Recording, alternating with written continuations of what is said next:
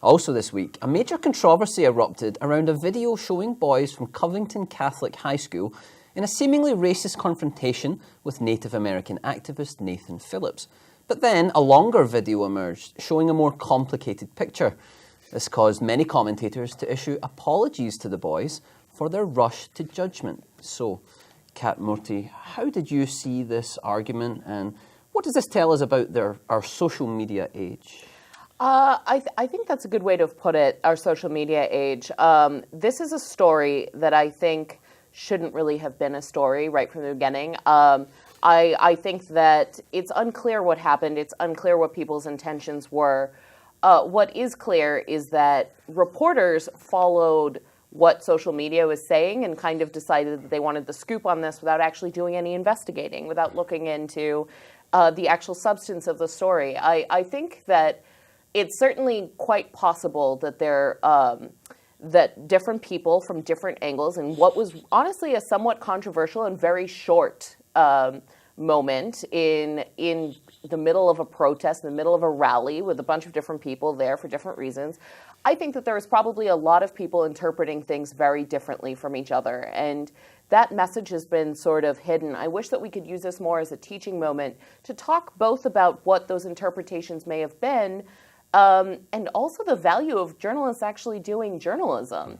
I will say, I have to say that one of the things that has frightened me a bit has been the immediate piling on with folks calling for essentially lynch mobs. Originally against the Covington Catholic boys, with all of the folks saying, we should go beat them up, all the people putting essentially like money on their heads or other rewards that may not be appropriate to discuss on TV. We've all seen them. But I think I've also seen some of that people suggesting that the same types of lynch mobby behavior be applied to Nathan Phillips, the Indigenous man who was playing his drum in that scene. And I think as a society we are moving to a very bad place if we're unable to discuss errors interpretation and potential ways in which we're harming each other in an open, polite, discussing way, as opposed to immediately expecting the worst and responding with violence. And so, Christian Barnard, how did you see it? While the full extent of the clip shows that perhaps the schoolboys were being provoked, they still weren't acting with perhaps the best intentions, were they?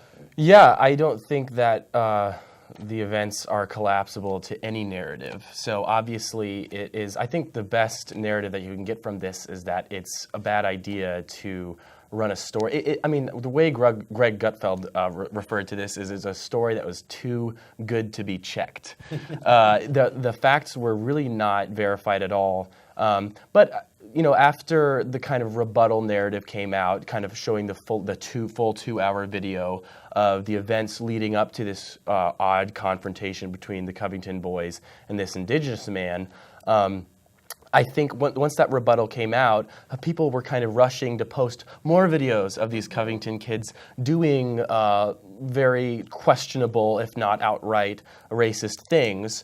And I think obviously that is somewhat relevant, but not really at all. I don't think any of the parties in this really need to be investigated any further. Obviously, it cannot be boiled down to one black and white narrative, no pun intended. But yeah, I think that there's definitely blame to go around. Yeah, for sure.